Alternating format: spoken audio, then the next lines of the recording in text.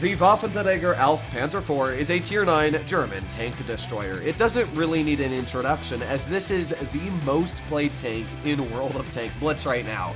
That is insane to think about. 5 million battles just this month alone in this vehicle.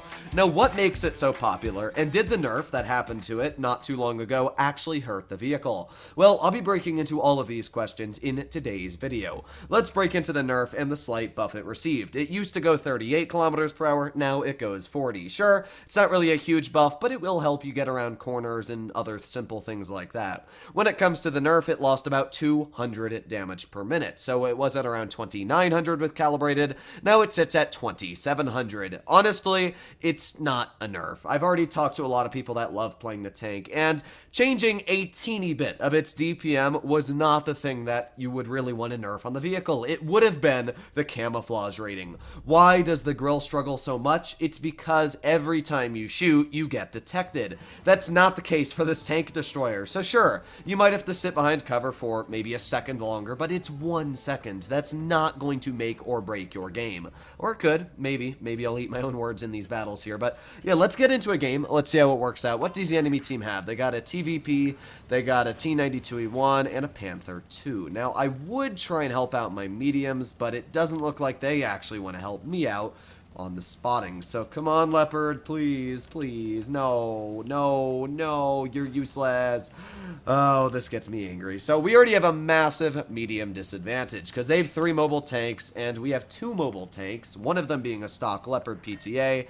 And there you go, they're already capturing base A. So this isn't great. If the enemy tries to flank us, it's not going to be a fun battle. So what I'm going to do is I'm going to get the heck out of there, and I'm going to start pushing on what would be the Emil 2. Hopefully they don't have other tank destroyers. Oh, there is a Waffenträger. Probably spotted. Yes, I am. But honestly, if the WT spotted over there, that means that there's probably not a lot over here. So let's aim in a shell on the Emil 2. Thank you very much.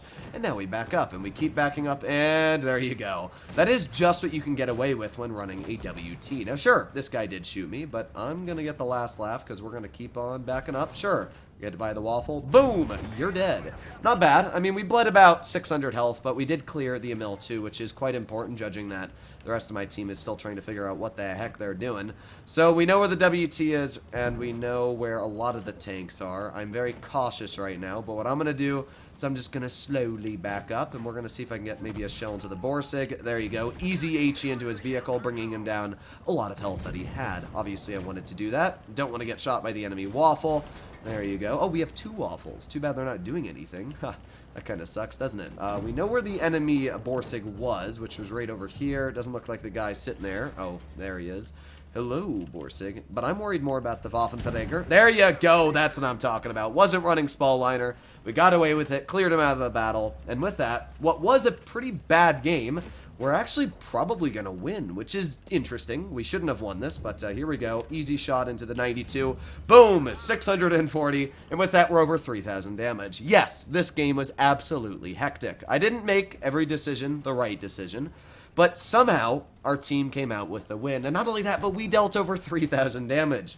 The HE on this tank is great. The gun is great. The mobility, a fully traversable turret. I mean, this game alone showcased just why the vehicle feels so dang strong. That T92E1 is 2 health, so it's not like I'm really missing out on much. And there you go. There's our first victory. That was a pretty lucky game that we actually came out with a victory, judging that, well, our team decided not to push medium route, but it seems like we were able to come out on top. There you go. 148 damage, top on the team. Let's do one more game. And just in that battle alone, you saw what you can get away with. Now, sure, I got very lucky that my HE max rolled that Waffenträger and that the guy wasn't running Spallliner, but that's just his fault. If you don't run Spallliner, you basically say, I want to die. That guy literally killed himself because he didn't decide to run Spall. If you are objectively choosing not to run it on this tank, then you're really hurting your chances of getting out much better games.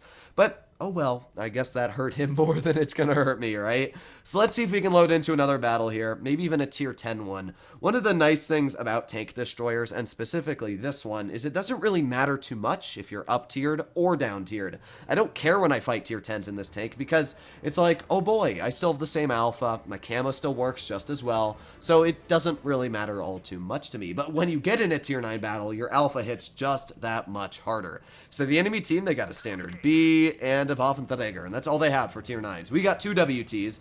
I mean, you can see just how popular they are amongst tier 9 vehicles.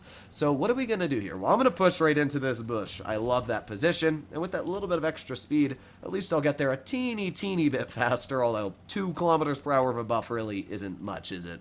So here we go, speed and power into the bush, and who wants to poke? Now, Wargaming did not change the aiming time to what I really remember. Camo's still the same, and you can see I'm running Camo Net, because you don't need to spot your opponents in this vehicle.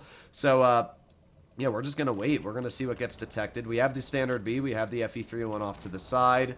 There's a couple vehicles over there, and there's the T-34 too. Right now, we're just going to, well, we're going to aim in on the standard B, I guess. And, guess we'll just fire a standard shell into him. I mean, I could have shot an HE, but, oh well. He's at 126 hit points, and that's basically the end of his vehicle. So again, 5 more seconds. We'll have another shell ready. 3, 2, 1, and there you go. We are loaded. It's not like I really needed that extra DPM, did I? So sure, that standard B capped the base, but that was basically the end of his battle. We got the FE301 over here, and HE did not penetrate, but you know what? I'll take it. Still an extra 300 damage. I thought the shell velocity was going to be a bit slower than it turned out being, but it didn't really hurt me too much. We're going to reload here. We got the T-34 too, but we'll get a shell actually into the FE301, finish that guy off, 430 hit points. And there you go, back in the cover. You can see why having a fully traversable turret plus this alpha and aiming time is a pretty deadly combination.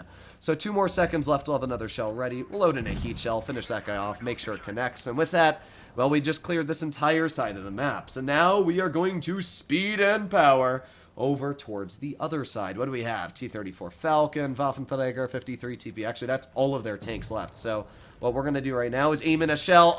It went low. That sucks. I mean, I definitely helped out my Emil back up a bit, but yeah, kind of a shame that my shell went lower than I wanted it to. So we're going to just continue pushing up. I mean, IS-5, oh no, you shot me. What will I do? Ow, our table, it's broken. We got the WT off to the side. There you go. Easy HE into his vehicle, taking off a huge chunk of hit points. Although, sadly, the WT just kind of sideswiped my teammate out of existence. So we're just going to back up. Obviously, with that fully traversable turret, I'm still a pretty deadly threat. We got the enemy WT right off to the side, but I'm just not going to bother poking. We'll just go over here, and I'll wait. So we got the 34 off to the side. Let's get a nice shot into his vehicle. There you go. Easy tap for 640. I would have actually gotten away, but my Progetto stopped me from doing that. So you can see where having that turret is great. Oh, no. What will I do? Oh no, step bro, I'm stuck. Boop. This is great. I love this take. So there you go. That's the WT. It's a stupid vehicle. Would I say it's nerfed? No, not even slightly. The DPM did not hurt the tank at all. The nerf did nothing. And if you think it did and you stopped running the vehicle because of that, because you were afraid of it hurting your stats or something like that, then you're just not correct. You clearly see here 2 games, over 3,000 damage in both, and I put literally 0 effort in. I drove and shot my gun, didn't even aim them in all the way. So hopefully you enjoyed today's video. Thought I'd just make a little bit of a refresher on the Waffenträger. If Wargaming really wants to nerf this tank, they either have to nerf the camouflage or they need to nerf its accuracy. Those are the 2 things that makes it great. Nerfing its DPM doesn't touch it unless they made it like 1,000. Hopefully you enjoyed today's video, and I'll be seeing you in the next one. Bye-bye.